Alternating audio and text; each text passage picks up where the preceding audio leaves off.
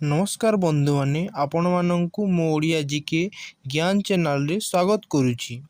आज आमे top 11 GK प्रश्न विषय रे जानिबा।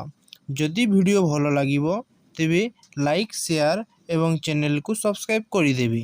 प्रथम प्रश्नटी हेउची केउ देश उड़ा जहाज आविष्कार करिथिला? ऑप्शन ए चीन, option B America, option C England, option D Bharat.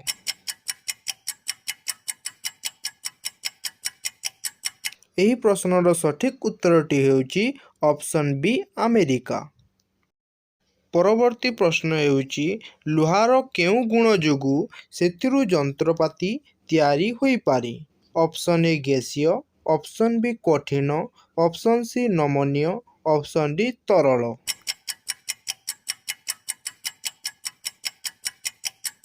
ଏହି ପ୍ରଶ୍ନର ସଠିକ୍ ଉତ୍ତରଟି ହେଉଛି ଅପସନ୍ ସି ନମନୀୟ। ଏହି ଗୁଣ ପାଇଁ ଲୁହାକୁ ବିଭିନ୍ନ ପ୍ରକାର ଯନ୍ତ୍ରପାତି ନିର୍ମାଣରେ ବ୍ୟବହାର କରାଯାଏ। ତୃତୀୟ ପ୍ରଶ୍ନଟି ହେଉଛି ପିମ୍ପୁଡ଼ି କାମୁଡ଼ି ଦେଲେ କେଉଁ ଏସିଡ୍ ଯୋଗୁଁ ଫୁଲିଯାଏ? Option A acetic acid, option B formic acid, option C hydrochloric acid, option D sulphuric acid.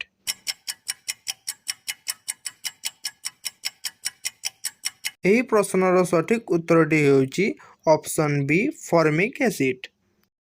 ଚତୁର୍ଥ ପ୍ରଶ୍ନଟି ହେଉଛି କେଉଁ ଦେଶରେ ପେଟ୍ରୋଲର ମୂଲ୍ୟ ସର୍ବାଧିକ? ଅପସନ୍ ଏ ଚୀନ, option B Hong Kong, option C Bharat, option D Canada.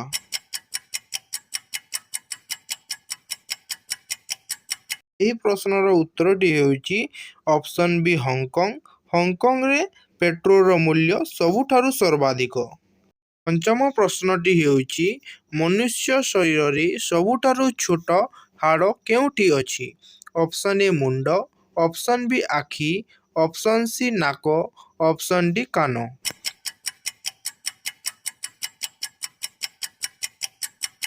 ପ୍ରଶ୍ନର ସଠିକ୍ ଉତ୍ତରଟି ହେଉଛି ଅପସନ୍ ଡି କାନ।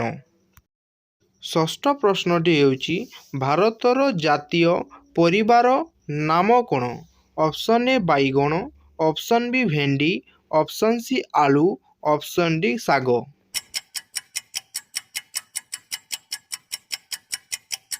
ପ୍ରଶ୍ନର ସଠିକ୍ ଉତ୍ତରଟି ହେଉଛି ଅପସନ୍ ସି ଆଳୁ। ଭାରତର ଜାତୀୟ ପରିବାର ନାମ ହେଉଛି ଆଳୁ। ପିଲାମାନେ 7 ନମ୍ବର ପ୍ରଶ୍ନଟି ଦେଖିବା। 7 ନମ୍ବର ପ୍ରଶ୍ନଟି ହେଉଛି ନିମ୍ନଲିଖିତ ମଧ୍ୟରୁ କେଉଁ ପକ୍ଷୀ କେବେ ବି ଗଛ ଉପରେ ବସି ନଥାଏ? ଅପସନ୍ ଏ ଟିଟୋନି, ଅପସନ୍ ବି ବାଦୁଡ଼ି, ଅପସନ୍ ସି ମୟୂର, ଅପସନ୍ ଡି ପାରା।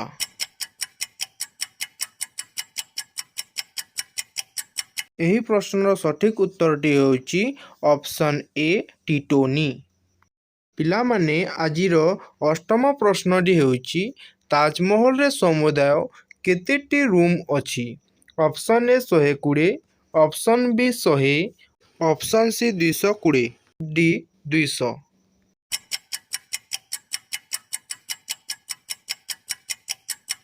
ଏହି ପ୍ରଶ୍ନର ସଠିକ୍ ଉତ୍ତରଟି ହେଉଛି ଅପସନ୍ ଏ 120। ତାଜମହଲରେ ସମୁଦାୟ 120ଟି ରୁମ୍ ଅଛି। ପରବର୍ତ୍ତୀ ପ୍ରଶ୍ନଟି ହେଉଛି କେଉଁ ପକ୍ଷୀ ବାଘ ଭଳି ବୋବାଏ? ଅପସନ୍ ଏ ହରିଆଳ ପକ୍ଷୀ, ଅପସନ୍ ବି ଗିଟନ ପକ୍ଷୀ, ଅପସନ୍ ସି କାଉର ପକ୍ଷୀ, ଅପସନ୍ ଡି ଶୁଆ।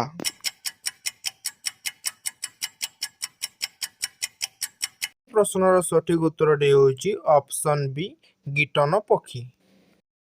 ପିଲାମାନେ ଆଜିର ଦଶମ ପ୍ରଶ୍ନଟି ହେଉଛି କେଉଁ ରାଜ୍ୟକୁ ଭାରତର ହୃଦୟ କୁହାଯାଏ? Option A Tamil Nadu, option B Maharashtra, option C Madhya Pradesh, option D Uttar Pradesh.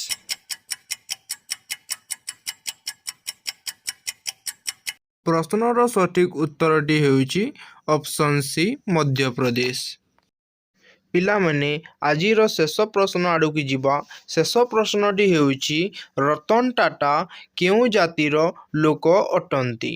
Option A Brahmin, option B Parsi, option C Vaishya, option D ଶୂଦ୍ର।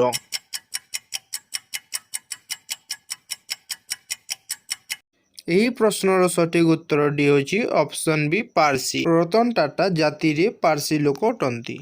ପିଲାମାନେ ଯଦି ମୋ ଭିଡ଼ିଓ ଭଲ ଲାଗୁଛି ତେବେ ଭିଡ଼ିଓକୁ ଲାଇକ୍ କରିଦେବେ ଏବଂ ଚ୍ୟାନେଲକୁ ସବସ୍କ୍ରାଇବ୍ କରିଦେବେ ଏବଂ ବେଲ୍ ନୋଟିଫିକେସନକୁ ବି ଅନ୍ କରିଦେବେ। Thank you for watching. ଜୟ ଜଗନ୍ନାଥ।